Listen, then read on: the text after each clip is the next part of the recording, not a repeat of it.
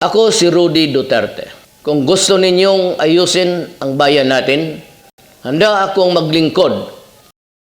Pero dapat lahat tayo magsakripisyo at magkaisa para maayos ang ating bayan. Kung happy na kayo sa continuing corruption, sa pag-usbong ng krimen, huwag ninyo akong iboto. Kung happy na kayo sa mataas na presyo ng pagkain at kuryente, huwag ninyo akong iboto.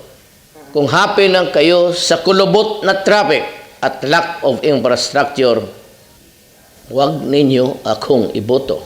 Kung happy na kayo na wala tayong industriya at walang trabaho dito sa ating bayan, huwag ninyo akong iboto. Ngayon, kung gusto ninyong mangyari sa buong Pilipinas ang nagawa ko para sa mahal kong Davao, nakakalakad ang tao na walang takot, nakakatrabaho na walang takot, siguro naman sa tulong ninyong lahat, magagawa ko rin sa buong Pilipinas. Ako po si Rudy Duterte, isang Pilipino. It is my moral obligation to do what I can for the future of our country. Maraming salamat po.